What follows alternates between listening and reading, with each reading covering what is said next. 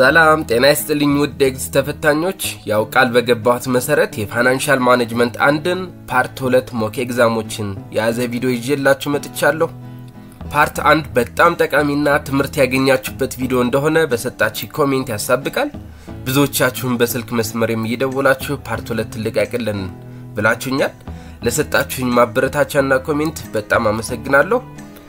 ቃል በገባሁት መሰረትና በእናንተ ጥያቄ ይህንን ኤግዚት ቤዝድ የሆኑ ጥያቄዎች ከነማብራሪያቸው የተሞላ ቪዲዮ አቅርቤላችኋለሁ። ያው እንደተለመደው ሌሎችም ጠቃሚ ስራ የሚቀርብበት ቻናል ስለሆነ ሰብስክራይብ ያላደረጋችሁ ተማሪዎችና ቤተሰቦች ቻናሉን ሰብስክራይብ በማድረግ በዚህ ቻናል የሚለቀቁ ኤግዚት ተኮር የሆኑ ስራዎችን ተጠቃሚና ተቋዳሽ ትሆናላችሁ ማለት ነው። ላልደረሳቸው ሌሎች ተማሪዎች ሼር አድርጉላቸው። እንዲሁም ቪዲዮን ከወደዳችሁ ደግሞ ላይክ ማድረጋችሁ እንዳትረሱ። ፋይናንሻል ማኔጅመንት ጥያቄዎችን ሲዘጋጁ በሁለት ፓርት ታስበው ነበር የሚቀርቡት። ነገር ግን ስራው በጣም ሰፊና ከፍተኛ ጥንቃቄ ተደርጎ ስለወጣ በሶስት ፓርት የሚቀርቡ ነው የሚሆነው። የመጀመሪያው ፓርት ያላያችሁ ተማሪዎች ከላይ በቀኝ በኩል ከምትወጣው ዳግም በመጫን ታገኙታላችሁ ወይም በዲስክሪፕሽን ገጽ ውስጥ ሊንኩን አስቀምጬላችኋለሁ። ክሊክ በማድረግ ቪዲዮን ማግኘት ትችላላችሁ ማለት ነው። በዚህ ፓርት 2 ቪዲዮ የፋይናንሻል ማኔጅመንት አንድን ቻፕተር 3 ታይም ቫልዩ ኦፍ መኒ እና ቻፕተር 4 የተወሰኑ ክፍል የሚቀርብላችሁ ይሆናል። ያው እንደተለመደው እያንዳንዱ ጥያቄዎች በኤግዚት መስፈርት ነው የወጡት። በዛ ላይ እያንዳንዱ ጥያቄ ማብራሪያ ደግሞ በጣም ብዙ ቁም ነገሮችን ያስጨብጣችኋል። ወደ ቻፕተር 3 ታይም ቫልዩ ኦፍ መኒ እናመራለን ማለት ነው። ሌላው ይህን ቻፕተር ከመጀመሪያ በፊት ማስተዋሻ ወይም ማስጠንቀቂያ ልሰጣችሁ የሚፈልገው ቁጥሮችን ሶልቭ ለማድረግ የምትጠቀመው ፎርሙላ ወይም ዲኖቴሽን ሌተሮችን እናንተ እጃችሁ ላይ ካለ ወይም አስተማሪያችሁ ከሰጣችሁ ትንሽ ሊለያይ ይችላል። ውጤቱ ግን ተመሳሳይ ነው። ለማያዝ የሚቀላችሁ ፎርሙላ መጠቀም ትችላላችሁ። በሌሎችም ቻፕተሮች ላይ በተመሳሳይ መንገድ ለኔ የሚመቹ አፕግሬድ ያደረግኳቸው ፎርሙላዎችን አሉ። የሚመቻችሁን ቀለል የሚላችሁን ፎርሙላ ለማያዝ የማይከብድ ፎርሙላ መጠቀም ትችላላችሁ ማለት ነው። ኦኬ አሁን እንግዲህ ለቻፕተር 3 የመጀመሪያው የመግቢያ ጥያቄ ለፋይናንሻል ማኔጅመንት ደግሞ 12ኛ ጥያቄ እንመልከት። ጥያቄውም which of the following is true about the time value of money? A. Future cash inflows have a large present value than inflows received today. B. Timing of cash does not impact the economic worth of asset. C. Present and future value of cash inflows can be added directly without adjustment. D. More distant cash inflows have a smaller present value than immediate inflows ይለናል። እሺ እንግዲህ ይህ ጥያቄ መሰረታዊ የታይም ቫልዩ ኦፍ መኒ ጥያቄ ነው። ማንኛውም ተማሪ የታይም ቫልዩ ኦፍ መኒ ቤዚክ ኮንሰፕት ሊረዳ ሊያውቀው ይገባል። እስቲ ታይም ቫልዩ ኦፍ መኒ ምንድነው? የተወሰነ ነገሮችን ልበላችሁ። ታይም ቫልዩ ኦፍ መኒ የሚገለጸው ዛሬ የምታገኙት ገንዘብ ወደፊት ከምታገኙት ገንዘብ የዛሬው ቫልዩ ይበልጣል ይለናል። ይህ ኮንሰፕት በቀላሉ ዲፋይን ስናደርገው ታይም ቫልዩ ኦፍ መኒ is a fundamental concept in finance that states that a dollar today is worth more than a dollar in the future because of its potential earning capacity ይለናል። በቀላሉ ለመረዳት ይህንን ኤግዛምፕል እንመልከት።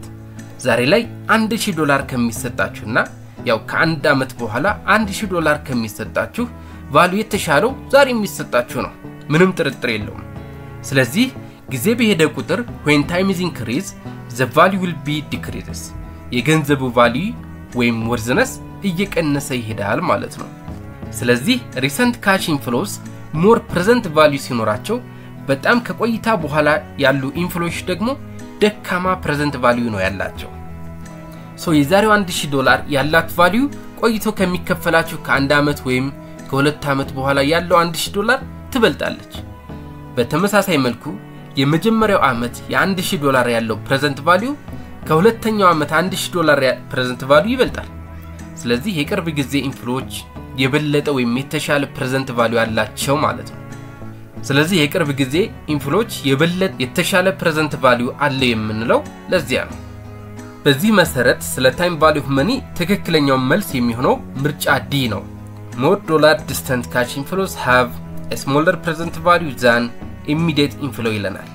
አሁን በታይም ቫልዩ ኦፍ መኒ የቅርብ ጊዜያት ካሽ ኢንፍሎዎች ያላቸው ፕሬዘንት ቫልዩ ቆይተው ከሚመጡ ካሽ ኢንፍሎዎች የበለጡ ናቸው። ስለዚህ የዚህ ጥያቄ ትክክለኛው መልስ ምርጫ ዲ ይሆናል ማለት ነው።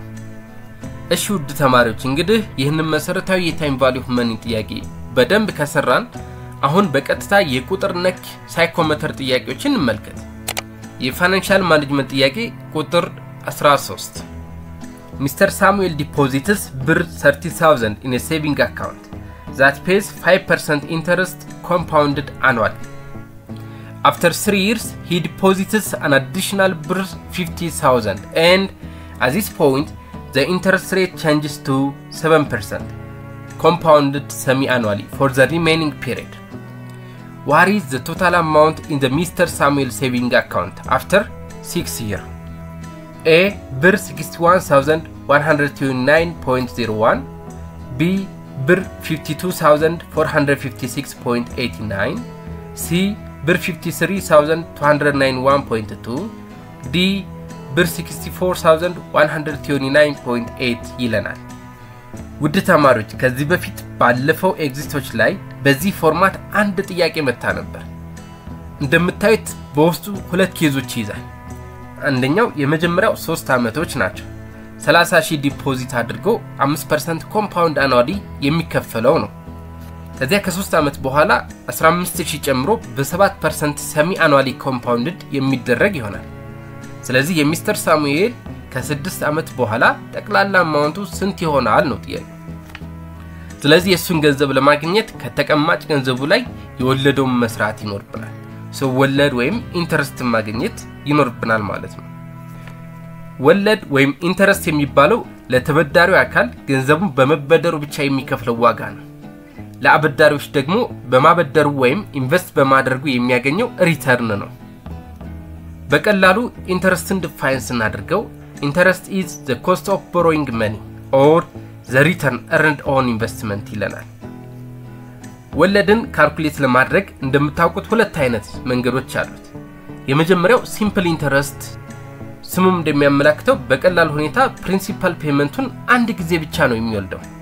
ኢንተረስትን ለመስራት ኢንተረስት ኢኩል ይሆናል ፕሪንሲፓል ታይምስ ኢንተረስት ሬት ታይምስ ቲ አድርገን እንሰራለን ማለት ነው።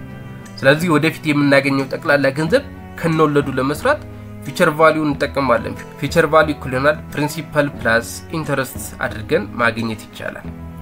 ሶ ሲምፕል ኢንተረስት ላይ ወለድ የሚሰራው ከፕሪንሲፓል ላይ ብቻና ብቻ ነው። ነገር ግን እኛ ጥያቄ በኮምፓውንድ ኢንተረስት ነው የሚሰራው። ኮምፓውንድ ኢንተረስት ደግሞ ወለድ ወይም ኢንተረስት የሚሰራው ከፕሪንሲፓሉ ብቻ አይደለም። ይልቁንስ ወለዱን እየወለደ የሚጠራቀምበት ሜተር ነው። ስለዚህ ወደፊት ተጠራቅሞ የምናገኘው ገንዘብ ለመፈለግ ፊቸር ቫልዩ ኢኩል ይሆናል ፕሪንሲፓል ታይምስ 1 + i the power of n አድርገን እንሰራለን ማለት ነው። ካሁን በኋላ ባሉ ጥያቄዎች እንዲረዳችሁ እዚህ ጋር አንድ የምታሰምሩልኝ ነገር አለ። ሲምፕል ኢንተረስት ላይ ኢንተረስት ሬት r ብለን ነበር ይወከልናት እና ቆይታ ጊዜዋ ደግሞ t በሚል ሰይመናታል። ነገር ግን ኮምፓውንድ ላይ ኢንተረስት ሬት r ወደ ኮምፓውንድ ይቀየራል። ለዚያም ነው r ሳይሆን i የተባለችው። እዚህ ፎርሙላ ላይ ለምሳሌ ኮምፓውንድ ሰሚ አኑዋሊ ከተባለ i ለማግኘት r ሲካፈል ለ2 እናደርጋለን ሰሚ አኑዋሊ ስለተባለ። ኳርተርሊ ከተባለ ደግሞ r ሲካፈል ለ4 እናደርጋለን። በተመሳሳይ መልኩ የቆይታው ጊዜ ቲን ወደ ኮምፓውንድድ n መቀየር ይኖርብናል ማለት ነው። ለማንኛውም ኮምፓውንድ አኑዋሊ ከሆነ ለውጥ አይኖርም። ነገር ግን ኮምፓውንድ ሰሚ አኑዋሊ ኳርተርሊ መንዝሊ ከሆነ አይንና ኤንን ኮምፓውንድድ ማድረግ ይኖርብናል። አስተውስ በደም ይችን ሐሳብ በደም ማስተዋሻ ያካያዛችሁ አሁን በቀጥታ ፊቸር ቫልዩን ኮምፒት ማድረግ እንችላለን። የተሰጠን ጊቭን ፕሪንሲፓል $30,000 ኮምፓውንድድ ኢንተረስት 5% ኮምፓውንድድ አኑዋሊ ነው። ኤን ደግሞ እስከ 3 አመት ድረስ ነው።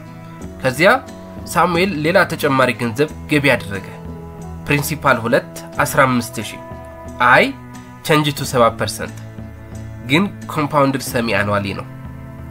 ሪከርዳችን ጠቅላላ የ6 አመት ፊቸር ቫልዩ ምን ያክል እንደሆነ እንለያለን ማለት ነው። ያው ፊቸር ቫልዩ ለመስራት ፊቸር ቫልዩ ኢኩል ይሆናል ፕሪንሲፓል ታይምስ 1 + i the power of n የሚለውን ፎርሙላ እንጠቀማለን። ነገር ግን እዚህ ጥያቄ ላይ ሁለት ኬዝ ነው የተሰጠን።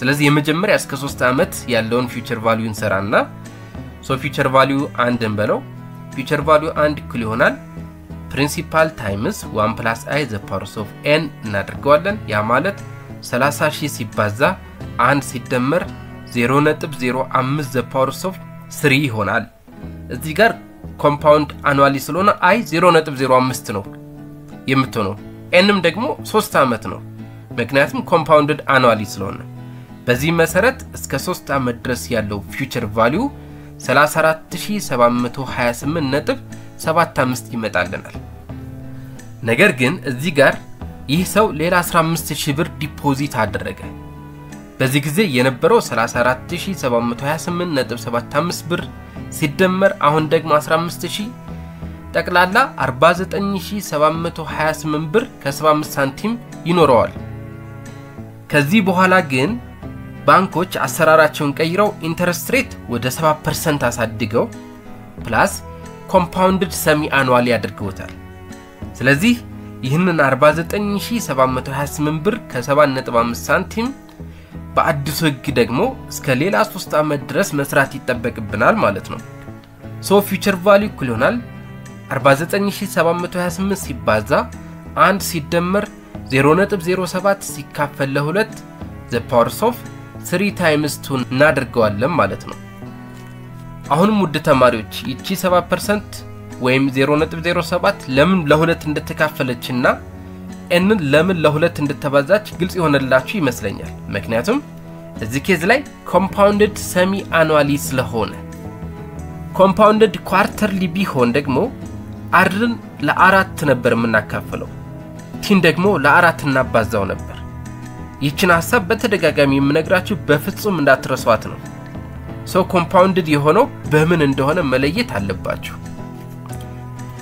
ስለዚህ ጠቅላላ ከ6 አመት በኋላ ሚስተር ሳሙኤል የሚኖረው የገንዘብ መጠን 61129 ይሆናል ማለት ነው ስለዚህ በዚህ መሰረት የዚህ ጥያቄ ትክክለኛው መልስ ምርጫ A ብር 61129.01 ይሆናል ማለት ነው ውድ ተማሪዎች እኔ እዚህ ጥያቄ ላይ ፊውቸር ቫልዩን በሚገባ ሰርችላችኋለሁ እናንተ ደግሞ ፊውቸር ቫልዩ ተሰጥቷችሁ ፕሬዘንት ቫልዩ መፈለግ ይኖርባችኋል በዚህ መልኩ ከተዘጋጃችሁ ሌክስት ስለሚመጡ ጥያቄዎች ምንም አይነት ማፈናፈኛ ሰጠው እሺ አሁን ደግሞ የፋይናንሻል ማኔጅመንት 14ኛ ጥያቄ እንመልከት Mr. Jonas borrowed 50,000 from a bank at an interest rate of 8% per year. The loan is for a period of 5 years and he is required to make equal annual end of year payment that includes both interest and principal. What is the annual periodic payment? A.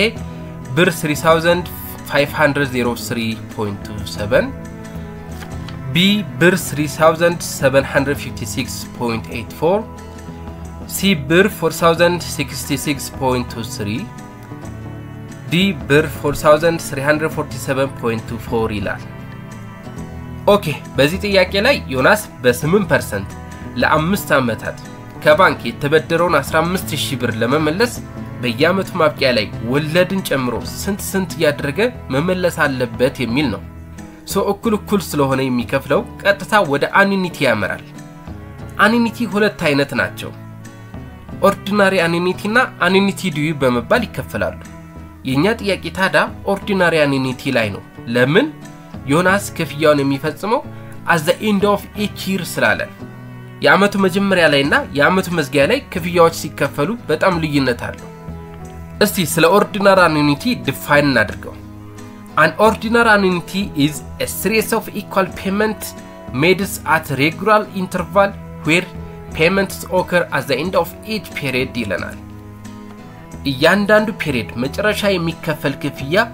እኩል ከሆነ ያ ኦርዲናሪ አኑኒቲ ተብሎ ይጠራል በቀላሉ ለመረዳት ይህንን ምስል ተመልከቱ ለ3 አመት የሚቆይ ብድር አለ ክፍያው የሚፈጸመው በእያንዳንዱ ፔሪድ መዝጊያ ላይ ነው ስለዚህ የመጀመሪያ ክፍያ የሚከፈለው አመቱ ሲያልቅ ነው የዚህን ፊውቸር ቫልዩ ለመስራት ፊውቸር ቫልዩ ይሆናል 1 + i the power of 2 ተደርጎ ነው የምናገኘው ለምን ይህንን ገንዘብ ካሁን በኋላ ለ2 አመት ስለሚቆይ ማለት ነው በተመሳሳይ መልኩ የሁለተኛው አመት ክፍያን የሚፈጸመው በመጨረሻ ጊዜ ስለሆነ የዚህን ፊውቸር ቫልዩ የሚሰራው ፊውቸር ቫልዩ እኩል ይሆናል 1 + i the power of 1 ይሆናል።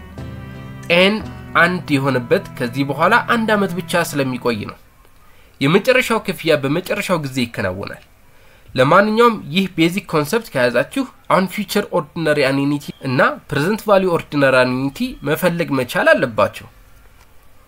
ፊውቸር ቫልዩ ኦፍ ኦርዲናሪ አኑኢቲ ከሆነ ማለትም የመጨረሻ አኑኢቲ ተርም ድረስ ያለው ጠቅላላ ክፍያ ማለት ነው። የዚህ ፊውቸር ለማግኘት ይህንን ፎርሙላ ተጠቀሙ። ፊውቸር ቫልዩ እኩል ይሆናል periodic payment times 1 + i the power of n - 1 divided by i አድርገን ማግኘት እንችላለን። PMT ማለት በየጊዜው የምንከፍላት ክፍያ ማለት ነው። ሶ ፊውቸር ቫልዩ ኦርዲናሪ አኑኢቲ ብትጠየቁ በዚህ ፎርሙላ መሰረት መስራት ትችላላችሁ። ሁለተኛው ደግሞ ፕሬዘንት ቫልዩ ኦርዲናሪ አኑኢቲ ነው። ይህ ወደፊት የሚከፈለው periodic payment አሁን ያላቸው ቫልዩ ያሳየናል። የዚህ ፕሬዘንት ቫልዩ ለመፈለግ ፕሬዘንት ቫልዩ እኩል ይሆናል PMT times 1 - 1 + the power of -n divided by i አድርገን ማግኘት እንችላለን። ሶ ፕሬዘንት ቫልዩ ከተጠየቅን በዚህ ፎርሙላ መሰረት መስራት ይኖርብናል። ከዚህ ውስጥ በነገራችን ላይ ጥያቄ መፍጠር ይቻላል። ለምሳሌ ፕሬዘንት ቫልዩን ጊቭን ሰጥቷችሁ PMT ፈልጉልን ባል እንችላለን። በዚህ ጊዜ PMT ማለት ለዋን አሞርታይዜሽን ይባላል። የፊውቸር ቫልዩ ሰጥቶ ደግሞ PMT ፈልጉ ካለ ሲንኪንግ ፈንድ በመባል ይታወቃል። አሁን የኛ ጥያቄ ለዋን አሞርታይዜሽን ነው። ስለዚህ periodic payment እንፈልጋለን ማለት ነው። እስቲ በዚህ ጉዳይ ላይ የበለጠ ግልጽ ለመሆን ስለ ለዋን አሞርታይዜሽን የተወሰነ ልበላችሁ። ሌሎች ደግሞ በሌላ ጥያቄ ላይ እንመለስባቸዋለን። ለዋን አሞርታይዜሽን የተበደርነውን ገንዘብ ለመመለስ በተቀመጠልን ስኬጁል መሰረት የምንከፍለው periodic payment ነው። ይህ ፔመንት ታዲያ የተበደርነውን ፕሪንሲፓል አማውንትና ለተበደርነው ወለድን ይጨምራል። ስለዚህ periodic payment ስንፈጽም ወለዱንም ያዘ periodic payment መፈጸም አለብን ማለት ነው። periodic payment ለመስራት በለዋን አሞርታይዜሽን ጊዜ ይህንን ፎርሙላ እንጠቀማለን። periodic payment እኩል ይሆናል present value times i divided by 1 - 1 + i the power of -n እናደርገዋለን። ስለዚህ በጥያቄው የተሰጠን ጊቭን አለ። የመጀመሪያው present value ነው። አሁን ዮናስ ከባንክ የተበደረው ብር 15000 ነው። ኢንተረስት ሬት ደግሞ 8% ነው። n ወይም ጠቅላላ የብድር ተርም ደግሞ ለ5 አመታት ነው። ስለዚህ አሁን የተጠየቅነው PMT ነው። ይህ PMT ታዲያ በየአመቱ መጨረሻ ላይ ነው የኦርዲናሪ አኑኢቲ ፎርሙላን ተጠቅመን ነው የምናገኘው። ታዲያ PMT ሲከፈል እኩል መሆን አለበት። ስለዚህ PMT ለማግኘት present value times i divided by 1 - 1 + i the power of -n እናደርገዋለን። ሶ PMT እኩል ይሆናል 15000 ሲባዛ 0.08 ሲካፈል 1 - 1 + 0.08 the power of -5 ይሆናል። ከዚያ PMT 3756.84 ይሆናል። ስለዚህ ዮናስ በየአመቱ መጨረሻ ላይ ለ5 አመት ያክል የሚከፍለው ብር 3756.84 ሳንቲም ይሆናል ማለት ነው። ሶ በዚህ መሰረት የዚህ ጥያቄ ትክክለኛው መልስ ምርጫ B 3756.84 ይሆናል ማለት ነው። ሶ ውድ ተማሪዎች እንግዲህ ለኤግዚስት ተዘጋጁ። ልክ እንደዚህ አይነት በዚህ መሰረት ጥያቄዎችን በደንብ መዘጋጀት አለባችሁ ማለት ነው። ለምሳሌ ሲንኪንግ ፈንድ ከሆነ የተጠየቃችሁት በፊውቸር ቫልዩ መሰረት መስራት ይኖርባችኋል ማለት ነው። እሺ አሁን ደግሞ 15ኛው የፋይናንሻል ማኔጅመንት ሞዴል ጥያቄዎችን እንመልከት። The following cash flows are expected and the annual discount rate is 5%. What is the present value of this cash flow? Year 1 ብር 6000, year 2 ብር 4000, year 3 ብር 2000. A ብር 60500, B ብር 70958.14, C ብር 70386.45, D ብር 11069.06 ይለናል። ይህንን ጥያቄ ለየት የሚያደርገው ካሽ ኢንፍሎ አንኢቭን መሆኑ ነው። በእያንዳንዱ አመት የተለያዩ ካሽ ፍሎዎች ነው የሚንቀሳቀሱት። ስለዚህ የዚህ ፕሬዘንት ቫልዩ ለማወቅ ስለ አንኢቭን ካሽ ፍሎዎችን በቂ መረጃ ማግኘት ይኖርብናል። ስለዚህ አንኢቭን ካሽ ፍሎ ፕሬዘንት ቫልዩ ለማግኘት የእያንዳንዱ ካሽ ፍሎን ፕሬዘንት ቫልዩ መደመር ነው። ለሁሉም ካሽ ፍሎ የራሱ ፕሬዘንት ቫልዩ እንሰራና ከዚያ መደመር ነው። በዚህ ፎርሙላ እንደምትመለከቱት ፕሬዘንት ቫልዩ እኩል ይሆናል C1 divided by 1 plus I the power of 1 plus C2 divided by 1 plus I the power of 2 plus C3 divided by 1 plus I the power of 3 እያለ እስከ መጨረሻው ድረስ ይቀጥላል ማለት ነው። ሶ የኛ ጥያቄ ግብናችን ላይ ይር 1 ካሽ ፍሎ 6000 ነው። ይር 2 ካሽ ፍሎ ደግሞ 4000 ነው። ይር 3 ካሽ ፍሎ 2000 ነው። ሬትስ ኦፍ ሪተርን ደግሞ 5% ነው የተሰጠን። ሶ እነዚህ ዳታዎች በፎርሙላው ውስጥ ቀጥታ ማስገባት ነው።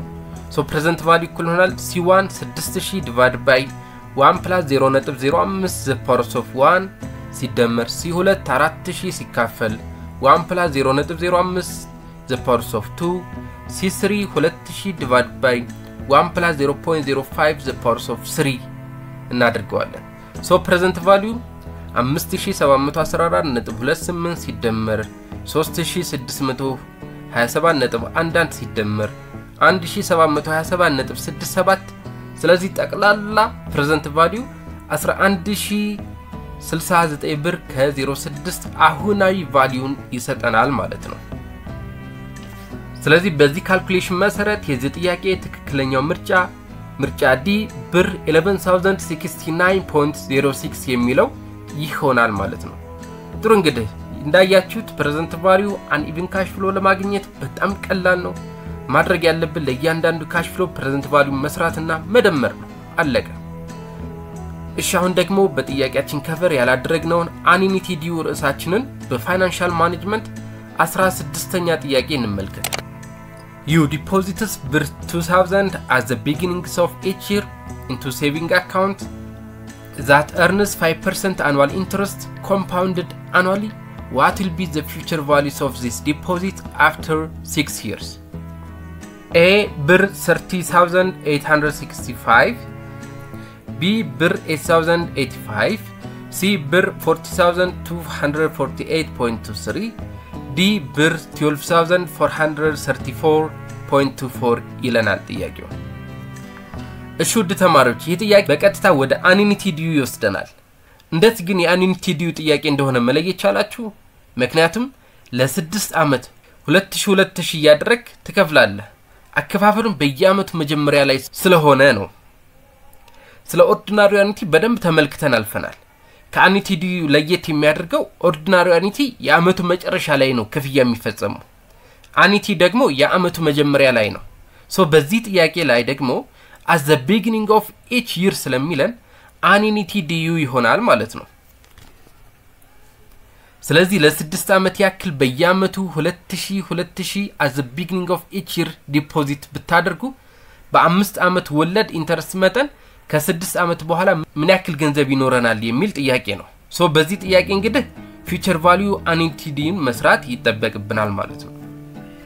ከዚህ በፊት ግን ስለ አንኒቲ ዲዩ የተወሰነ ቤዚክ ሐሳብ መናገር ፈልጋለሁ። አንኒቲ ዲዩ ማለት ክፍያ ቀድሞ ነው የሚከፈለው።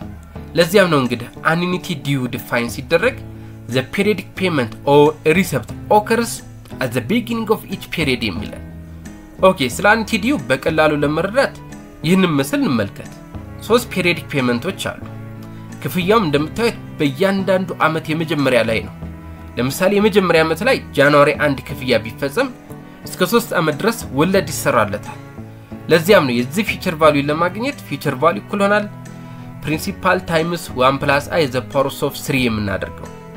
የሁለተኛው አመት ስትሄዱ ደግሞ ከገባበት ቀን ጀምሮ ወለድ ይታሰባል። ስለዚህ ፊውቸር ቫልዩ እኩል ይሆናል ፕሪንሲፓል ታይምስ 1 + i the power of 2 ትሆናለች። የመጨረሻው ፔሪዮዲክ ፔመንት በዚያ መንገድም ይሰራል ማለት ነው። ለማንኛውም በአኒቲ ጊዜ ፊውቸር ቫልዩ ልትጠየቁ ትችላላችሁ። ልክ እንዳሁኑ ጥያቄ ኦር ደግሞ ፕሬዘንት ቫልዩ ሊሆን ይችላል። አሪያም ፔሪዮዲክ ፔመንት ስለሚሆን ፎርሙላችን በደብ መያዝ ይኖርባቸዋል ማለት ነው። በነገራችን ላይ ይህ ፎርሙላ ቀጥታ የኦርዲናሪ አንኒቲ ነው።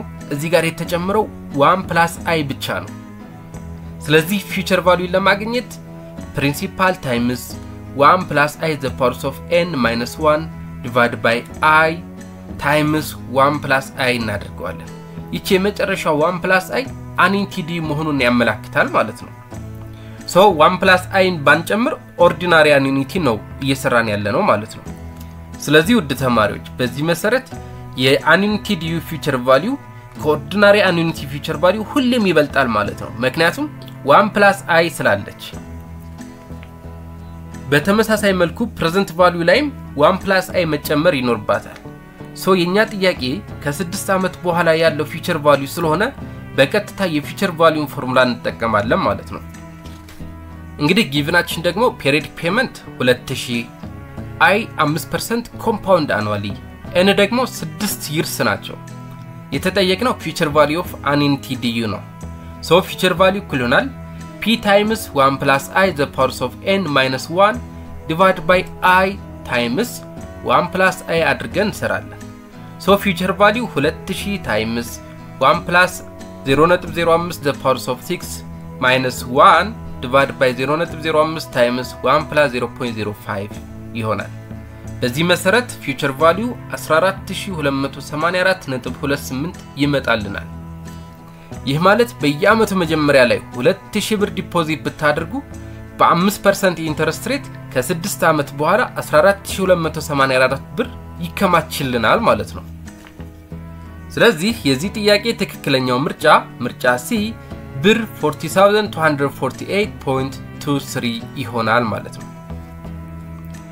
እሺ እንግዲህ ውድ ተማሪዎች እስካሁን ያየናቸው የቻፕተር 3 ጥያቄዎችን ስለ ታይም ቫልዩ ኦፍ መኒ ያልነካነው ዶት ሐሳብ የለም ስለ ሲምፕል ኢንተረስት ስለ ኮምፓውንድ ኢንተረስት ስለ ኦርዲናሪ አንኢንቲ ስለ አንኢንቲ ዲዩ እና ስለ አንኢቭን ካሽ ፍሎችን ተመልክተናል እስቲ አሁን ደግሞ የቻፕተር 3 መረዳችንን የሚያጠናክርልን አንድ የመጨረሻ ጥያቄ እንመልከት ጥያቄውም ከሞርቴጅ ጋር የተያያዘ ነው you take out a mortgage loan of 250,000 with a fixed annual interest rate of 4% to be repaid over 30 years with monthly payment what is your approximate monthly payment A $833.3 B $1,193.54 C $1,500.63 D $1,000 ይለናል ስለዚህ በየወሩ ለ30 አመት ያክል የምንከፍለው ቋሚ ክፍያ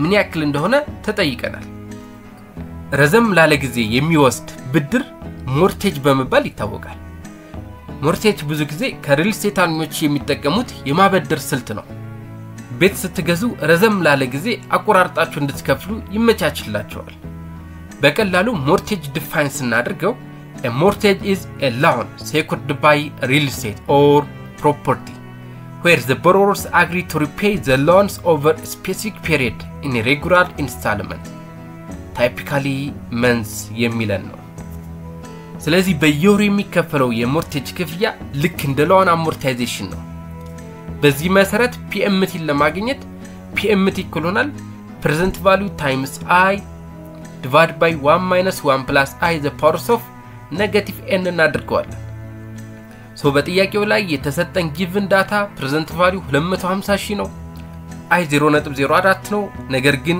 ለ12 እናካፍለዋለን ለምን compounded monthly ስላለን ስለዚህ i 0.33% ይመጣልናል በተመሳሳይ መልኩ n 30 ሲባዛ ለ12 እናደርገዋለን ማለት ነው ስለዚህ ጠቅላላ n ተርም 360 መንዝ ይሆናል በዚህ given መሰረት PMT እንሰራለን ሶ በየወሩ ስንት መክፈል እንዳለብን ለማወቅ ይህንን የPMT ፎርሙላ እንጠቀማለን ማለት ነው PMT ይሆናል present value times i divided by 1 - 1 + i the power of negative n ነው ሶ PMT ይሆናል 250,000 times 0.00333 divided by 1 - 1 + 0.00333 the power of negative 360 ይሆናል ኦኬ አሁን ይሄንን ቁጥር እንግዲህ ካልኩሌት ስናደርገው PMT $1,193.54 ይሆናል ሶ በዚህ በሰራነው መሰረት የዚህ ጥያቄ ትክክለኛው ምርጫ B $1193.54 ነው።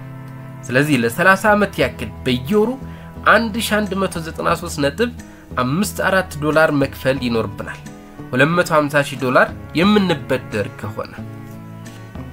እሺ እንግዲህ ውድ ተማሪዎች ቻፕተር 3 ታይም ቫልዩ ኦፍ መኒ በ6 ሞዴል ጥያቄዎችን ከሰፊ ማብራሪያ ጋር አይተናል። ይህ ቻፕተር የፋይናንሻል ማኔጅመንት ኮር ሐሳብ እንደሆነ ማወቅ አለባችሁ። ሁሌም ከዚህ ርዕስ ላይ ለኤግዚት ሳይኮሜትር ቤዝድ በሆነ መልኩ ጥያቄዎች ይመጣሉ። ስለዚህ አሁን ባቀረብኩላችሁ ጥያቄ መሰረት መዘጋጀት አለባችሁ ማለት ነው።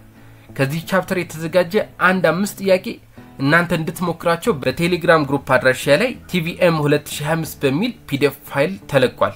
ገብታችሁ ማግኘት ትችላላችሁ። የቴሌግራም አድራሻ የሌላችሁ ከታች ባለው ዲስክሪፕሽን ገጽ ውስጥ ስለተቀመጠ አሁኑ ማግኘት ትችላላችሁ።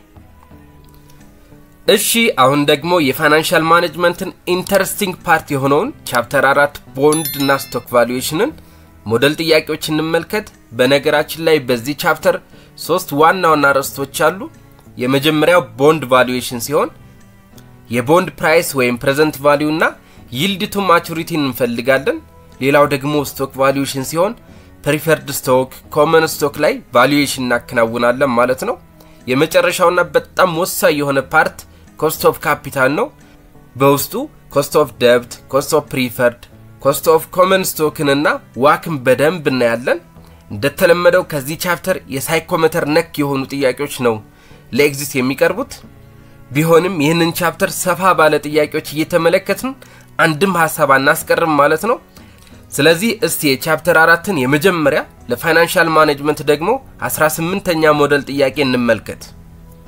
A bond that allows the issuer to repay the bond before its maturity date is called A. Convertible bond, B. Putable bond, C. Zero coupon bond, D. Callable bond የሚል ነው። ቀደም ብዬ እንደነገርኳችሁ እንግዲህ አንድም የሚቀር ከዚህ ቻፕተር ሐሳብ የለም። ለዛም ሲባል ስለ ቦንድ ምን ማለት እንደሆነና አይነቶችን ማወቅ አስፈላጊ ነው። እዚህ ጥያቄ ላይ የምንመለከተው ምን አይነት የቦንድ አይነት እንደሆነ መለየትን ነው። እስቲ በዚህ ዙሪያ ጠቅለል ያለ መረጃ እንመልከት። በነገራችን ላይ ቦንድ ማለት በጣም ብዙ ተማሪዎች ቃሉን ይሰሙታል፣ ግን ብዙዎቹ አያውቁትም። የአባይ ቦንድ ገዛው ይባላል ያው በተለምዶ። ቦንድ ማለት ፋይናንሻል ኢንስትሩመንት ወይም ሴኩሪቲስ አይነት ነው። የሚያመላክተው ቦንድ የገዛው ግለሰብ ወይም ኢንቨስተር ለሸጠው ድርጅት ኢሹር በመባል ይጠራል። ገንዘብ ማበደሩን የሚገልጽ ሰነድ ነው። ብዙ ጊዜ መንግስት ቦንድን ሲሸጥ ይታያል። ለትላልቅ ፕሮጀክቶች ገንዘብን በብድር ማሰባሰቢያ የሚጠቀምበት ፋይናንሻል ኢንስትሩመንት ነው።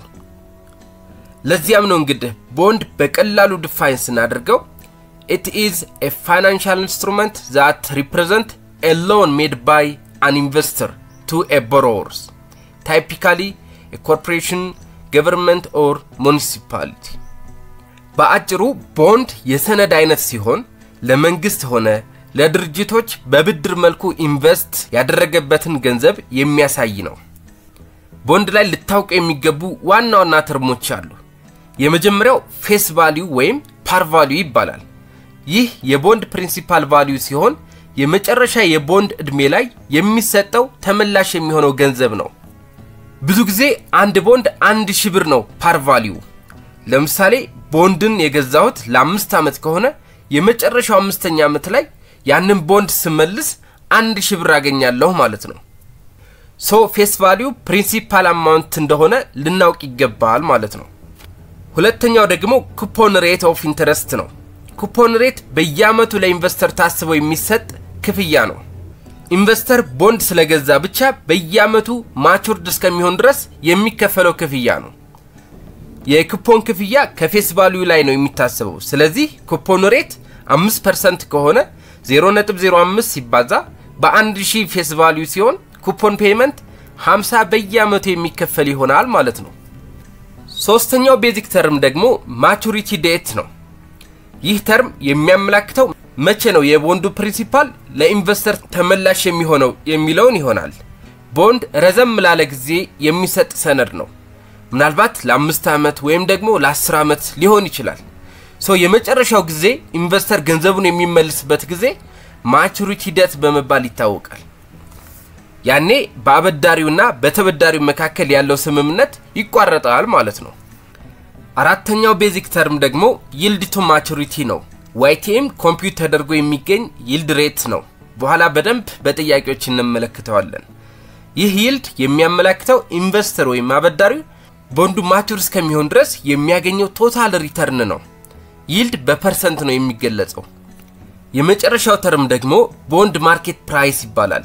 ይህ በጣም አስፈላጊ ተርም ነው። ይህ አሁን ላይ ያለው የቦንድ ዋጋን ወይም ፕሬዘንት ቫልዩን ያመለክትልናል። ልክ ቻፕተር 3 ላይ ፕሬዘንት ቫልዩ እንደፈለግነው እዚህ ጋርም ፕሬዘንት ቫልዩ መፈለግ ይኖርብናል ማለት ነው። ከዛም በኋላ ቦንድ አሁን ላይ ያለውን ዋጋን መስራት እንችላለን። ብዙ ጥያቄዎች የቦንድ ፕራይስ ምን ያክል ነው የሚሉ ናቸው። እሱም ፓርት ደግሞ በደንብ የምንመለከተው ይሆናል። እሺ እንግዲህ በዚህ ስላይድ ስለ ቦንድ መሰረታዊ ነገሮችን የለያችሁ ይመስለኛል። ሌላው ስለ ቦንድ ማወቅ ያለባችሁ ነገር ደግሞ አይነቶችን ነው። የተጠየቅነው ጥያቄም ከዚህ ጋር ይያያዛል። ቦንድ ምንም እንኳን የብድር ሰነድ ቢሆንም በአይነቱ በዛ ያሉ ናቸው። የመጀመሪያው ትሬዠር ቦንድ ወይም ቲ ቦንድ በመባል ይታወቃል። ይህ ቦንድ መንግስት ለፕሮጀክቶች ገንዘብ ሲያስፈልገው የሚበደርበት አይነት ቦንድ ነው። ልክ እንደ አባይ ቦንድ ማለት ነው። ይህ አይነት ቦንድ ሪስኩ በጣም ትንሽ ነው። ሁለተኛው ቦንድ ደግሞ ኮርፖሬት ቦንድ ነው። ይህ ቦንድ በመንግስት ሳይሆን ገበያ ላይ የሚወጡ በተቋማት ወይም በድርጅቶች ሊሆን ይችላል። ጥሩ የቢዝነስ ሐሳብ ያላቸው ተቋሞች ያንን ወደ መሬት ለማውረድ የገንዘብ ማሰባሰብ ሂደትን በቦንድ መልኩ ሊያከናውኑ ይችላሉ። ያኔ ኮርፖሬት ቦንድ ይባላል። ይህ ቦንድ ከፍተኛ ሪስክ ሊያጋጥመው ይችላል። በዛው መልኩ ሪተርኑም ከፍተኛ ነው። ሶስተኛ ሙኒሲፓል ቦንድ ሲሆን የከተማ አስተዳደሮች የሚያወጡት የቦንድ አይነት ነው። ይህ ቦንድ ጥሩነቱ ታክስ ኤግዘምትድ ነው። አራተኛ ፍሎቲንግ ሬት ቦንድ ነው። ይህ ቦንድ ቋሚ ያልሆነ ኩፖን ሬት አለው። እንደ ገበያው እንደ ቤንችማርክ ኩፖን ሬቱ ሊጨምር ወይም ሊቀንስ ይችላል። ለምሳሌ በዚህ ዓመት 5% ከሆነ ቀጣይ ዓመት ምናልባት 6% ወይም 4% ሊሆን ይችላል ወይም ደግሞ ከዛ በላይ ሊሆንም ይችላል ማለት ነው። ብቻ እንደ ቤንችማርኩ ሊቀያየር የሚችል የቦንድ አይነት ነው። አምስተኛ ቦንድ ኮንቨርቲብል ቦንድ ነው። ይህ ለየት የሚያደርገው ቦንዱ ወደ አክሲዮን ሊቀየር የሚችል ነው። ኢንቨስተሩና በተቋሙ መካከል ያለ ስምምነት ቢሆንም ይህ ቦንድ ወደ መጠነኛ አክሲዮን ወይም ሼር ይለውጡታል ማለት ነው። ስድስተኛ የቦንድ አይነት ፑቴብል ቦንድ ሲሆን ይህ ቦንድ ኢንቨስተር ወይም አበዳሪ የምንለው አካል የቦንዱ ጊዜውን ማቹሪቲ ከመሆኑ በፊት የገዛውን ቦንድ ለሻጩ መመለስ የሚችልበት አይነት ቦንድ ነው። የግድ ጊዜው ይለቅ የሚባል ነገር የለም። እዚህ ቦንድ ላይ ኢንቨስተሩ የተሻለ ነገር ካገኘ ቦንዱን ሊመልስለት ይችላል ማለት ነው። ሌላኛው ቦንድ ደግሞ ዜሮ ኩፖን ቦንድ ይባላል። ይህ አይነት ቦንድ ምንም አይነት ፔሪዮዲክ ኩፖን ፔመንት የለውም። በየአመቱ የሚከፈል ኩፖን የለም። ለዛም ነው እንግዲህ ዜሮ ኩፖን ይባላል። ነገር ግን ይህ ቦንድ ሽያጭ ሲወጣ በጣም በዲስካውንት ነው። ከዚያ ሙሉ ክፍያውን የቦንዱ መጨረሻ ላይ ነው የሚከናወነው ማለት ነው። የመጨረሻው አይነት ቦንድ ደግሞ ኮሌብል ቦንድ እንለዋለን። ይህ የፑቴብል ቦንድ ተቃራኒ ነው። ፑቴብል ላይ ኢንቨስተሮች ቦንዱን የመመለስ መብት አለው ብለናል። ኮሌብል ቦንድ በበኩሉ ደግሞ ኢሹሩ ወይም ተበዳሪው ቦንዱን ማቹሪቲ ጊዜ ከመድረሱ በፊት ይበቃኛል ብሎ ካሰበ የሸጠውን ቦንድ መልሶ መሰብሰብ የሚችልበት መብት አለው። ኢሹር ሪድም ማድረግ ይችላል ማለት ነው በዚህ አይነት ቦንድ ላይ። ከእነዚህ የቦንድ አይነቶች ሁሉ ኢሹር የቦንዱ ማቹሪቲ ሳይደርስ በፊት የተበደረው መልሶ ሪፔይ የሚያደርግበት የቦንድ አይነት ኮሌብል ቦንድ ነው። ስለዚህ የዚህ ጥያቄ ትክክለኛው መልስ የሚሆነው ምርጫ ዲ ኮሌብል ቦንድ ይሆናል ማለት ነው። ውድ ተማሪዎች ሌሎች የቦንድ አይነቶች ልክ እንዳሁኑ መለየት ይኖርባቸዋል። በዚያው ስለ ቦንድ ዲቴል ነገሮችን በዚህ ጥያቄ ተመልክተንበታል። አሁን በቀጥታ የሳይኮሜትር ጥያቄዎችን እንይ። የፋይናንሻል ማኔጅመንት ጥያቄ ቁጥር 19 A bond has a face value of $1,000. A coupon interest is 6%, paid semi-annually, and 5 years to maturity. The market interest rate is 4% per year. What is the bond price and it is trading at par, premium or discount? A. $1,077.22 at premium. B. $1089.83 at discount, C $1077.22 at bar, D $1089.83 at premium የሚል ጥያቄ ነው። እሺ ውድ ተማሪዎች ልክ እንደዚህ አይነት ጥያቄዎች በኤግዚት ላይ ከዚህ ቻፕተር በጣም ይንጸባረቃሉ።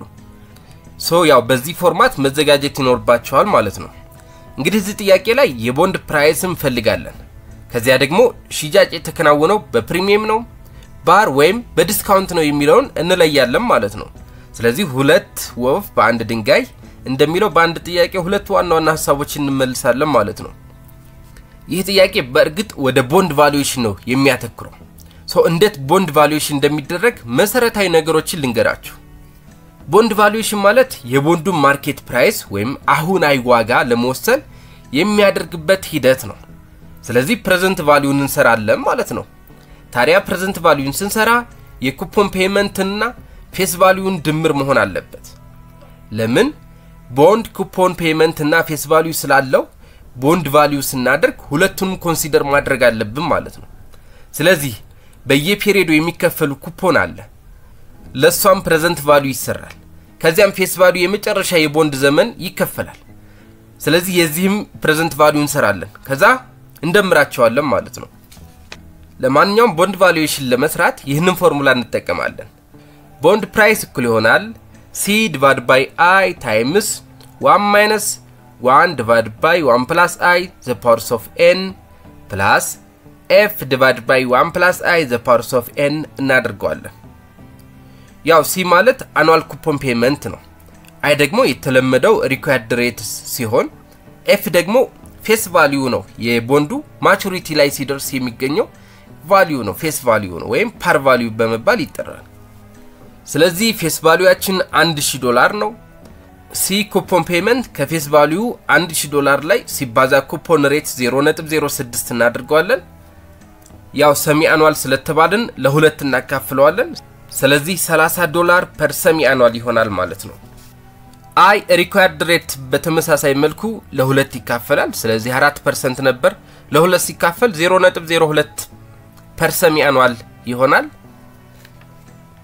n total period ነው 5 year ነው። ነገር ግን ሰሚ አኑዋል ስለሆነ ጠቅላላ በሁለት ማባዛት ስላለብን 10 ይሆናል። እንግዲህ በዚህ ጊቭን መሰረት የተጠየቅነው ነገር ሁለት ናቸው። የመጀመሪያው ቦንድ ፕራይስ ነው። ከዚያ ቦንድ የተሸጠበትን በፕሪሚየም ይሁን ወይም በዲስካውንት አሊያም በፓር እንለያለን ማለት ነው። ስለዚህ የቦንድ ፕራይስ ፎርሙላ እንጠቀማለን። ቦንድ ፕራይስ እኩል ይሆናል C divided by I times 1 minus 1 divided by 1 plus I the powers of n plus F divided by 1 plus I the powers of n እናደርገዋለን። አሁን እንግዲህ ቀጥታ ጊቭናችንን እዚህ ፎርሙላ ላይ እናስገባለን። ቦንድ ፕራይስ C $30 ሲካፈል I 0.02 times 1 minus 1 divided by 1 plus 0.02 the powers of 10 plus face value 1000 ሲካፈል 1 plus 0.02 the powers of 10 እናደርጋለን። ከዚያም ካልኩሌት ስናደርገው ቦንድ ፕራይስ 1089.83 ይሆናል። በየ6 ወሩ $30 እየተከፈለን ከዛ የቦንዱ መጨረሻ ላይ ደግሞ $1000 የሚከፈለን ከሆነ የዚህ ቦንድ አሁናዊ ዋጋ $1089.83 ነው ማለት ነው። ስለዚህ የዚህ ጥያቄ ቦንድ ፕራይስ $1089.83 ይሆናል ማለት ነው። ሌላኛው በዚህ ጥያቄ ተጠየቅነው ደግሞ የቦንድ ሽያጭ በምን መልኩ እንደሆነ ነው። ለማንኛውም ሶስት አይነት ሴናሪዮ አለ። የመጀመሪያው ቦንድ ትሬዲንግ አት ባር ነው። ይህ ኬዝ የቦንዱ ማርኬት ፕራይስ እና ፌስ ቫልዩ እኩል ሲሆኑ ነው። ለምሳሌ ማርኬት ፕራይስ 1000 ከሆነ ፌስ ቫልዩ ደግሞ 1000 ከሆነ እኩል ናቸው አት ባር ይባላል። ተመሳሳይ ከሆኑ ማርኬት ፕራይሱና ፌስ ቫልዩ ተመሳሳይ ከሆነ አት ባር ይባላል ማለት ነው። ትሬዲንግ አት ባር በቀላሉ ለመለየት በሬቶች መሄድ ትችላላችሁ። ኩፖን ሬት እኩል ይሆናል ሪኳርድ ሬትስ ኦፍ ሪተርን ከሆነ ያኔ ቦንድ ትሬዲንግ አት ባር እንለዋለን። ሌላኛው ኬዝ ደግሞ ቦንድ ትሬዲንግ አት ፕሪሚየም ነው። ይሄኛው ሽያጭ በፕሪሚየም ነው የሚከናወነው ማለት ነው።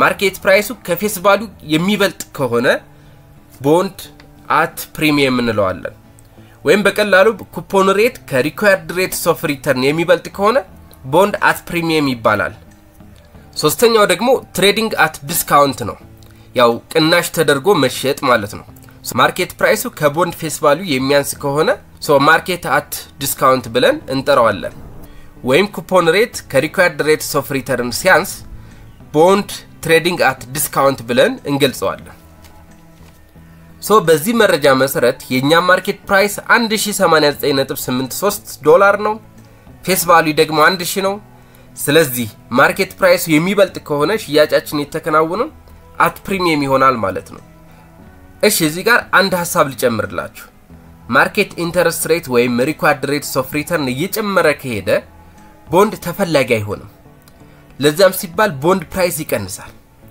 በዚህ ሳቢያ ሽያጭ at discount ይሆናል ማለት ነው ለማንኛውም የዚህ ጥያቄ ትክክለኛው መልስ ምርጫ D $1089.83 at premium የሚለው ይሆናል ለማንኛውም ውድ ተማሪዎች የቦንድ ፕራይስ ፈልጉ ከተበላችሁ ቀጥታ ፕሬዘንት ቫልዩ ነው የምትሰሩት ታዲያ ስትሰሩ ለኩፖን ፔመንት እና ፌስ ቫልዩ ፕሬዘንት ቫልዩ መስራትን ይኖርባችኋል ማለት ነው ሌላኛው ተማሪዎች ከዚህ ጋር ተያያዥነት ያለው አንድ ነገር ልንገራችሁ ሐሳቡ ሙሉ እንዲሆን ቀደም እንደገለጽኩት 3 ኬሶች አሉ ቦንድ at premium at bar እና at discount ናቸው ያው ኩፖን ሬት ከሪኳየርድ ሬት የሚበልጥ ከሆነ ቦንዱ በጣም ተፈላጊ ይሆናል ለምን የተሻለ ፔመንት ስላለው ስለዚህ በዚህ ጊዜ ቦንድ at premium ይሸጣል ኩፖን ሬት እና ሪኳየርድ ሬት እኩል ከሆኑ ደግሞ at bar እንደሚባል ኩፖን ሬት የሚያንስ ከሆነ ደግሞ ቦንድ ትሬዲንግ at discount እንደሚሆን በደንብ ተመልክተናል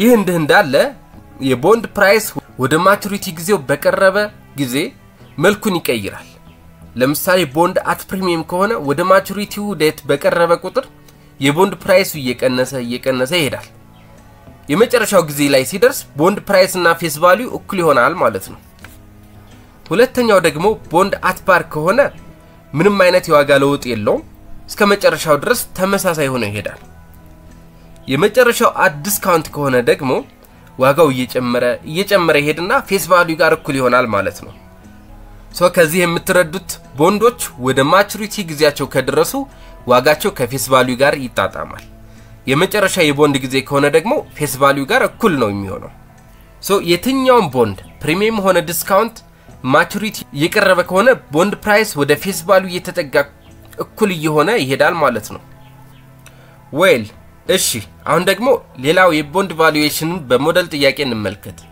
ጥያቄ ቁጥር 20 A zero coupon has a face value of $1,000 8 years to maturity and the market interest rate is 5% annually what is the current price of the bond A $676.87 B $641.2 C $731.19 D $680 የሚል ነው ኦኬ ቀደም ብለን በጥያቄ ቁጥር 18 ላይ ስለ ዜሮ ኩፖን ምን ማለት እንደሆነ አይተናል ዜሮ ኩፖን ማለት ምንም አይነት ፔሪዮዲክ ኩፖን ፔመንት የሌለው ቦንድ ነው በየአመቱ ሆነ ወይም በየ6 ወሩ አይከፍሉም ብቻ ክፍያ ያለው ቦንዱ ማቹርድ የሆነ ቀን ፌስ ቫልዩ ነው ስለዚህ እዚህ አይነት ቦንድ ሁሌም በዲስካውንት ነው መሸጥ ያለበት እስቲ ስለ ዜሮ ኩፖን እንዴት ካልኩሌት እንደሚደረግና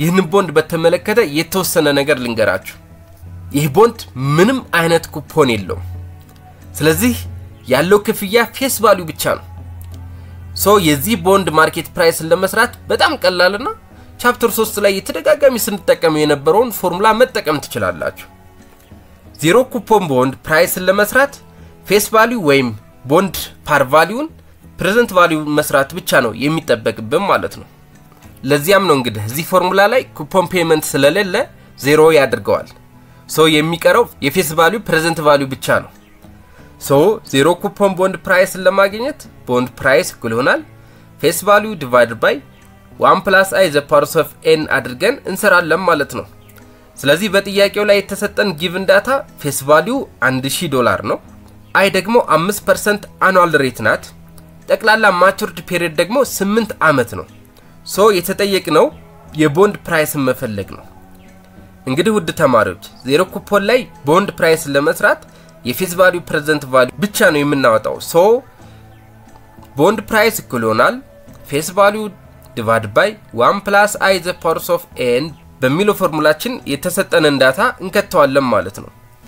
ስለዚህ ቦንድ ፕራይስ እኩል ይሆናል 1000 ሲካፈል 1 + 0.05 the power of 8 አድርገን ካልኩሌት እናድርገዋለን። ሶ ይህንን ቀጥታ ሶልቭ ስናድርገው ቦንድ ፕራይስ 676.84 ዶላር ይሆናል ማለት ነው። ሶ በዚህ ቦንድ ሲ ኩፖን ፔመንት 0 ሆኖ ፌስ ቫልዩ $1000 ሪኳርድ ሬቱ 5% ለ8 አመት ማቹሪቲ ፒሪየድ ያለው ከሆነ የዚህ ቦንድ ፕራይስ 676.84 እንደሚሆን አየም ማለት ነው። እዚህ ጋር በደንብ የምትይዙልኝ ነገር ዜሮ ኩፖን ቦንድ ሁሌም በዲስካውንት ነው የሚሸጠው። እንደውም በጣም ከፍተኛ ዲስካውንት ነው ያለው። ይህ የሆነበት ምክንያት ደግሞ በየጊዜው ኩፖን ስለማይከፈል ነው። ኤኒዌይ ስለ ዜሮ ኩፖን ይሄንን ካልኳችሁ የጥያቄ ቁጥር 20 ትክክለኛው መልስ ምርጫ A 676.84 ይሆናል ማለት ነው። ናይስ እንደምታዩት እዚህ ኤሪያዎች ላይ ማለትም ስለ ቦንድ ቫልዩዌሽን ለኤግዚስት ተዘጋጁ አንድም ቅንጣት ፖይንት ላለመተው በብዙ መልኩ ቦንድ ፕራይስን እየፈለግን ነው። ቦንድ ፕራይስ በኖርማል ቦንድ አየን።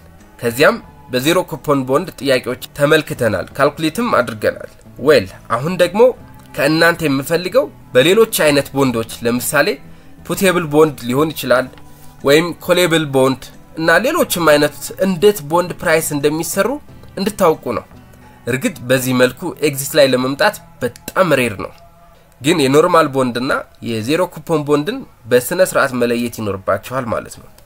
እስካሁን ያዩዋቸው የኤግዚት ጥያቄዎች ወይ ኖርማል ነው አሊያም በዜሮ ኩፖን ነው የሚሰሩት። ቢሆንም መዘጋጀት ስለማይከፋ በተለያዩ ቦንድ አይነቶች የተዘጋጁ 5 ጥያቄዎችን በቴሌግራም ግሩፕ ላይ ቦንድ ቫልዩዌሽን በሚል ፒዲኤፍ ፋይል ተለቆላችኋል፣ መሞከር ትችላላችሁ ማለት ነው። እሺ አሁን ደግሞ በተደጋጋሚ ጥያቄ ላይ የሚጠየቁ yield to maturity እንመልከት። ጥያቄ ቁጥር 21 A bond is trading at par $1000 has a coupon rate of 5% per year and 8 years to maturity. What is the yield to maturity YTM for this bond? A 4.5% per year, B 5% per year, C 5.5% per year, D 6% per year የሚል ጥያቄ ነው። ይህ ጥያቄ እንግዲህ በጣም ኢንተረስቲንግ ነው። የተጠየቀው yield to maturity ወይም required rate of return ነው።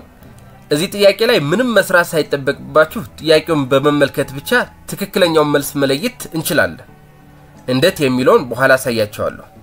እናንተም ልትገምቱት ትችላላችሁ አይ ቲንክ። ነገር ግን ለሌላም ጥያቄዎች ዝግጁ እንድትሆኑ ስለ yield to maturity ምን ማለት እንደሆነና እንዴት ኮምፒውት እንደሚደረግ ማወቅ አለባችሁ። ስለዚህ እስቲ የተወሰነ ነገር ስለ YTM ልንገራችሁ። YTM ስሙን ቀየረ እንጂ required rate of return ወይም ይቺ I እያን የሰየምናት ናት።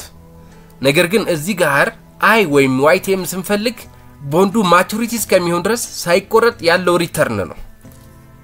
ለዚያም ነው YTM ዲፋይን ሲደረግ YTM is the total return an investor can expect to earn if a bond is held until it matures.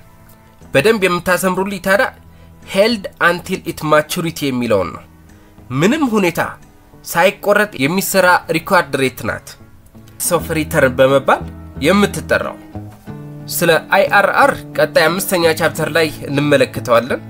ታዲያ ልክ እንደዚህ IRR YTM የዲስካውንት ሬት ስትሆን አሁን ያለው የቦንድ ፕራይስ ከፕሬዘንት ቫልዩስ ኦፍ ኦል ፊውቸር ካሽ ፍሎ እኩል ታደርጋለች። ይቺን YTM ለመስራት ትራያል እና ኤረር ሜተድ ነው የምንጠቀመው። አንድ ሞክረን እኩል የማያደርግ ከሆነ እንደገና ሌላን መሞከር ይኖርብናል ማለት ነው።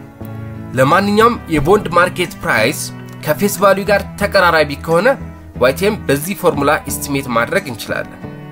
በደንብ አስተውሉ።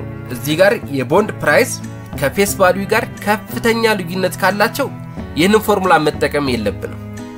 ለማንኛውም approximately YTM ለመፈለግ YTM እኩል ይሆናል C plus F minus bond price ሲካፈል ለn divided by F plus bond price divided by 2 አድርገን ማግኘት እንችላለን ማለት ነው። ምንም አዲስ ነገር የለውም። ይልቁንስ አዲስ ካል I required rate ወደ YTM መቀየር ብቻ ነው። ሌላው ቦንድ ፕራይስ ይሰጠናል፣ ፌስ ቫልዩ እና ኩፖን በተመሳሳይ መልኩ ይሰጠናል። ከዚያ በዚህ ፎርሙላ መሰረት YTM ማግኘት እንችላለን። እንግዲህ የተጠየቅነው ጥያቄ ላይ ፌስ ቫልዩ $1000 ነው። የዚህ ኩፖን ፔመንት C ደግሞ 5% ስለሆነች $1000 ሲባዛ 0.05 እናድርገው $50 ትሆናለች። ቦንድ ፕራይስ ተሰጥቶናል። ጥያቄውም ላይ ስትመለከቱት ሶልድ አት ባር ስላለን ቦንድ ፕራይስ እና ፌስ ቫልዩ እኩል ናቸው። ስለዚህ ቦንድ ፕራይስ $1000 ይሆናል ማለት ነው። ሌላው ኤን ማቹሪቲ እስከሚደርስ ድረስ 8 ዓመት ነው ያለው። ሶ በዚህ መሰረት የተጠየቅነው YTM ነው። YTM እኩል ይሆናል C plus F minus ቦንድ ፕራይስ ሲካፈል ለn divided by F plus ቦንድ ፕራይስ ሲካፈል ለ2 በሚለው አፕሮክሲሜሽን ፎርሙላ እንጠቀማለን። ስለዚህ የተሰጡን ዳታዎች በቀጥታ እዚህ ፎርሙላ ላይ ፊድ እናደርጋቸዋለን ማለት ነው። ሶ YTM እኩል ይሆናል 50 ሲደመር 1000 ሲቀነስ 1000 ሲካፈል ለ6 divided by 1000 ሲደመር 1000 ሲካፈል ለ2 ስናደርገው YTM 0.05 ወይም 5% ይመጣልናል ማለት ነው። ሶ በዚህ ፎርሙላ መሰረት እንግዲህ ማንኛውም YTMን ማግኘት ትችላላችሁ። ነገር ግን የቦንድ ማርኬት ፕራይስ እና ፌስ ቫልዩ ተቀራራቢ ከሆነ ከፍተኛ ልዩነት ከሌላቸው ነው ይህን ፎርሙላ መጠቀም ያለብን። ቅድም የዚህ ጥያቄን YTM ሳልሰራ ማግኘት እንችላለን ያልኳችሁ ቴክኒክ ልንገራችሁ። YTM ያው I ወይም required rate ማለት እንችላለን። ስለዚህ በዚህ ጥያቄ ላይ ቦንድ አት ባር ነው የተሸጠው ስላለን በዚህ ጊዜ ደግሞ ኩፖን ሬት እና YTM እኩል ናቸው። ሶ ጥያቄው ላይ ኩፖን ሬት 5% ናት። ስለዚህ YTMም 5% ሆናለች ማለት ነው። ቦንዱ አት ባር ስለተሸጠ ቦንድ ፕራይስ እና ፌስ ቫልዩ እኩል ስለሆኑ ነው። ነገር ግን ቦንድ አት ፕሪሚየም ከሆነ የተሸጠው ያኒ YTM ከኩፖን ሬት ታንሳለች። ለዚያም ሲባል ይህን ፎርሙላ መጠቀም አለባችሁ። ኤንድ በዲስካውንት ከሆነ የግድ YTM መፈለግ ይኖርባችኋል ማለት ነው።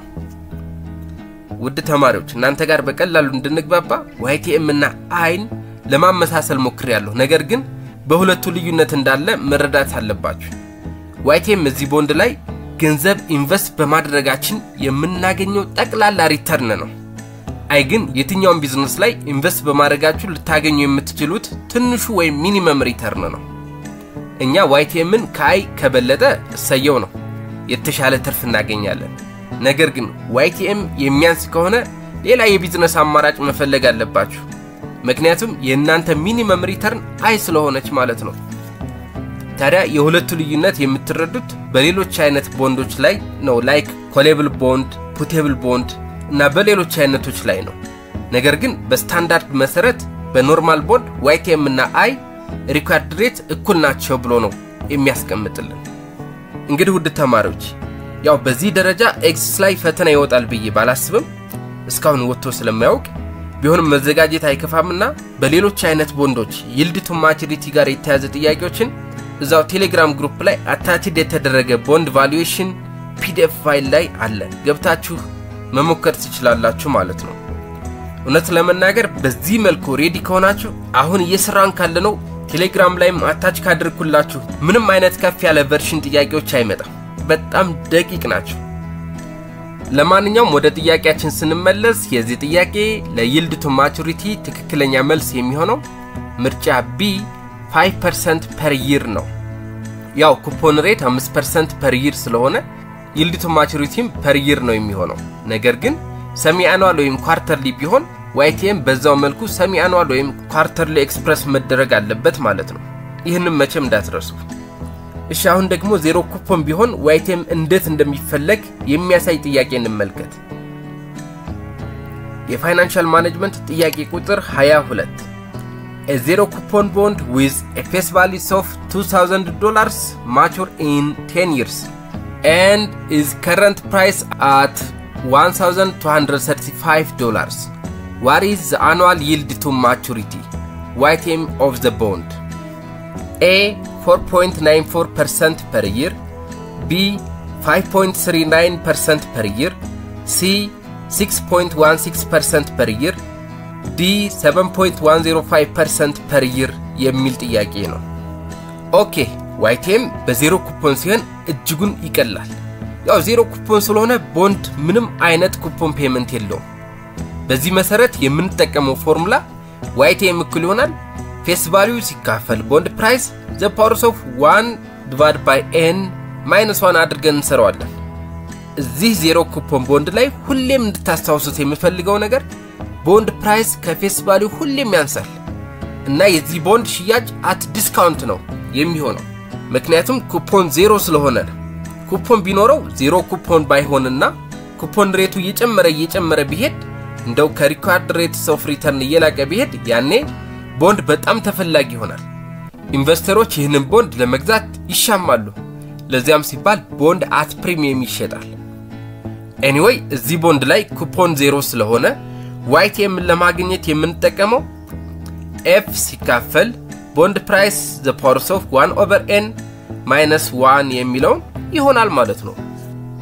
ኦኬ በጥያቄው ላይ የተሰጠን ጊቭን ፌስ ቫልዩ $2000 ነው። ቦንድ ፕራይስ ደግሞ $1235 ነው። n 10 አመታትን ይይዛል እስከ ማቹሪቲ ድረስ። ሶ በእነዚህ ጊቭን ብቻ የተጠየቅነው YTM ነው። ሶ YTM እኩል ይሆናል F divided by bond price the powers of 1 over n minus 1 በሚለው ፎርሙላ ላይ ቀጥታ ጊቭናችንን እንከታለን። ስለዚህ 2000 ሲካፈል 1235 the powers of 1 over 10 minus 1 ይሆናል። ስለዚህ ፋይናል አውትካሙ ሲጠጋጋ 0.0494 ወይም 4.94% ይመጣልናል ማለት ነው። ስለዚህ የዚህ ጥያቄ ትክክለኛው yield to maturity የሆነው ምርጫ A 4.94% per year የሚለው ትክክለኛው መልስ ይሆናል ማለት ነው።